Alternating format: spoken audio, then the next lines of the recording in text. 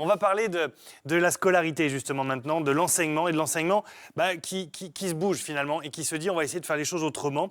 Direction le collège Aramon de Verberie, c'est dans l'Oise si vous ne connaissez pas cette ville. On va parler de la classe de 3e tremplin dans laquelle en fait les parents ont un rôle primordial. On va en parler avec Cathy de Souza qui est prof de lettres modernes. Bonjour Cathy, merci d'être là. Vous êtes accompagnée de Maëlys Brémard, vous êtes maman d'élèves et justement... Vous, la maman, finalement, vous jouez un rôle primordial dans ce programme initié par ce collège. On rappelle, Cathy, ce programme de cette classe, c'est de cette 3e tremplin. Oui, alors du coup, c'est un projet assez vaste, c'est vrai, mais l'un des objectifs consistait à ramener les parents au collège et à les impliquer davantage dans la scolarité des enfants. Donc c'est vrai qu'on a mis en place plein d'actions pour retrouver les parents au collège. Alors, des actions comme quoi? On va voir quelques Alors images. déjà, on a essayé de travailler sur la communication par mail, donc une communication différente, avec du coup une réactivité plus importante. Donc j'ai saturé beaucoup de boîtes mail, il faut le dire. Effectivement. Ensuite, on a aussi ramené de la convivialité. C'est ce qui manquait un petit peu. Donc, à la fin de chaque réunion, il y avait toujours un petit apéritif, donc, ce qui permettait de retrouver un petit peu cet aspect convivial. Les parents venaient souvent pour l'aspect négatif au collège, en fait. Et donc là, on a essayé d'en faire des partenaires. Je parlais de la communication par mail à chaque fois que le travail n'était pas fait. Donc les parents recevaient un petit message, pas réprobateur, mais au contraire pour leur dire voilà, on a besoin de vous. Essayez de voir avec votre enfant qu'est-ce qui s'est passé. Donc c'est devenu ils ont retrouvé cette place de partenaire finalement qu'ils n'avaient plus. Et du coup, on voit les vidéos, ils ont quand même le sourire. On sent qu'il y a il n'y a pas forcément uniquement le côté très scolaire, il y a aussi le côté humain qui accompagne ce côté scolaire qu'on voit avec ces images que vous nous présentez. Maëlys, comment vous avez réagi quand on vous a sollicité de cette façon-là, pas uniquement en tant que témoin, mais là vraiment en tant qu'acteur de l'éducation de vos enfants? En fait, il y avait déjà un entretien pour voir la motivation et de l'enfant et la motivation aussi des parents, s'ils étaient prêts à s'impliquer, à accompagner l'enfant. Parce qu'il y avait beaucoup de travail en fait, de groupe, que ce soit groupe des parents, groupe des enfants. C'est ça qui était assez séduisant, parce que l'enfant, plus tard, il travaillera en entreprise, mais en groupe. Donc, fallait qu'on adhère déjà au projet, qu'on soit motivé. C'était par motivation, en fait. Ça, je trouvais ça très bien. Comment ont réagi les enfants aussi, vos enfants, sur le fait d'avoir les parents qui jouent le jeu? Parce qu'on peut se dire que voilà, ils n'ont pas forcément envie, ils ont envie d'être autonomes aussi. Comment est-ce que vous avez réussi à... C'était un contrat, c'est-à-dire qu'en fait, on leur présentait le projet comme quoi il fallait qu'ils soient complètement impliqués. Les parents, pareil, et on signait un contrat pour l'année, en fait. Donc, ils acceptaient, ils le souhaitaient. C'était par volonté, en fait, personnelle. Donc, on demandait une implication des parents, ils le savaient.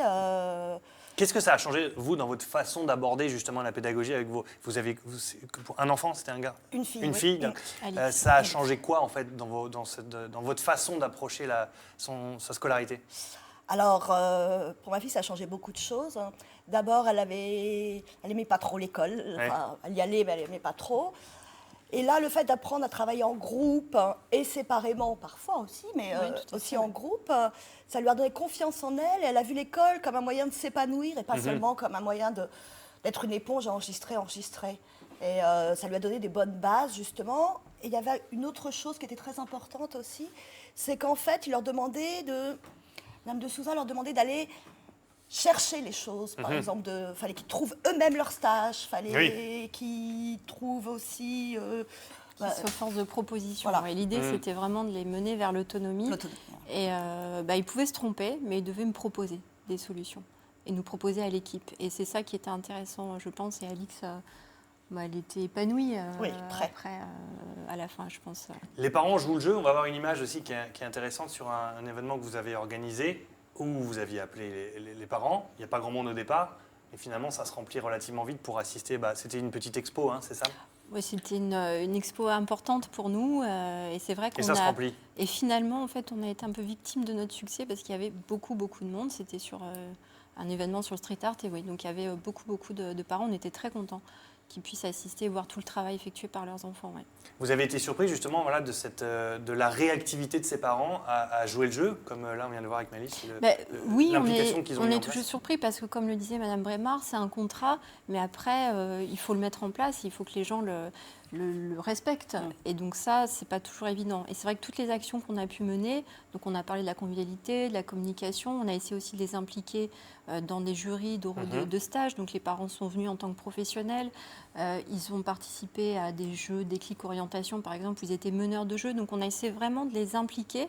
Et je pense qu'ils ont retrouvé cette place finalement dans ce projet-là, en fait. Donc c'était cohérent pour eux. Ils voyaient leur enfant épanoui, ils disaient que ça marche, ça fonctionne. On était vraiment partenaires. Et pour vous, c'est ce qui était, ça voulait dire aussi que les parents parfois manquent d'implication dans la scolarité de leurs enfants pour en arriver à mettre en place Je ne pense pas que ce soit une volonté des parents. Je crois que peut-être qu'il faut, nous aussi, en tant que professionnels, s'interroger sur essayer de trouver des solutions sur comment les ramener. Je ne pense pas que sciemment les parents n'aient pas envie de venir au collège. Donc voilà, à nous de leur proposer des solutions. Avec des activités sportives notamment, on va voir quelques images de cross. Est-ce que les parents font le cross avec les enfants? Alors, pas encore, mais c'est une très bonne idée. Voilà, vous voyez, bim. on a toujours plein de bonnes idées qui arrivent. Donc, ça pourrait tout à fait. Ils s'impliquent sur l'organisation, ils s'impliquent d'une autre façon sur la réalisation d'affiches, sur tout le côté logistique, j'ai envie de dire. Mais ça peut être une très bonne idée que vous nous donnez là. Donc, pourquoi pas, ouais. Pour vous, Mélisse, qu'est-ce que ça a changé, cette implication comme ça que vous avez, vous aussi, mise en place pour la scolarité de votre fille, dans votre façon d'appréhender la scolarité? Alors là, c'est un peu particulier, parce qu'on nous apporte un projet, on y adhère et après on suit. Voilà, c'est ça. Mais ça a dû changer des choses, j'imagine, vous, peut-être dans votre suivi au quotidien? Pour cette année-là, oui. Ouais. Après, il faut voir si c'est suivi les autres années. Mais oui, on a envie de s'impliquer, on a envie que nos enfants réussissent.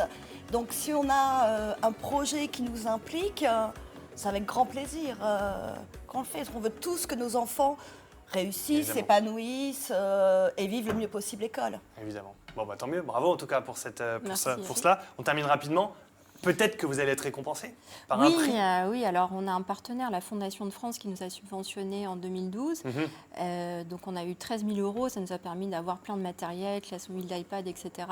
Et c'est vrai que là, du coup, on a été récompensé. C'est un concours interne à la Fondation qui s'appelle les Lauriers de la Fondation de France. Donc on a été sélectionné au niveau national parmi 30 projets. Et donc on est également en lice pour le prix du public. Très bien. Donc prix du public égale appel au public, au vote. Voilà, appel au public. On a besoin de vous. Donc il faut aller cliquer sur le site de la Fondation, projet tremplin. 6 000 € à la clé, donc encore de belles perspectives pour de beaux projets. On le voit à l'écran, justement, le projet moteur.org qui vous emmène vers ce vote, justement, et vers cette possibilité peut-être pour vous de gagner et d'organiser sûrement de belles choses. Merci à toutes les deux d'être venues sur ce plateau. Anne-Sophie, vous avez cliqué déjà, ça y est, c'est fait? Oui, bah alors justement, vous venez de dire, Thibaut, on le voit, le projet moteur. Alors, on va partir au départ pour que nos téléspectateurs puissent faire comme moi, parce que moi, j'ai voté hier soir. Très bien. J'invite évidemment tous les téléspectateurs de 9h50 le matin de faire la même chose, parce qu'il y a d'autres projets qui sont un petit peu devant nous, alors il faut y aller à fond. Alors, vous partez du projet moteur, Solidarité des Hauts-de-France, c'est normal. Vous partez du projet moteur et vous allez arriver sur le 3e tremplin de la Fondation de France, donc avec les Lauriers 2017. Vous allez voir plein de projets, vous les ignorez. Vous allez voir celui de Verberie, la 3e tremplin. Et là, vous cliquez, vous votez pour le projet. C'est facile, regardez, vous faites ça, hop, vous vous identifiez, vous recevez un petit mail de confirmation. Et voilà, il faut plein de voix. J'aimerais bien qu'il y en ait beaucoup plus d'ici. Ce soir, je vérifierai. Voilà, Thibaut. Et bien voilà, bravo. Merci beaucoup. Merci à vous. Merci à toutes les deux.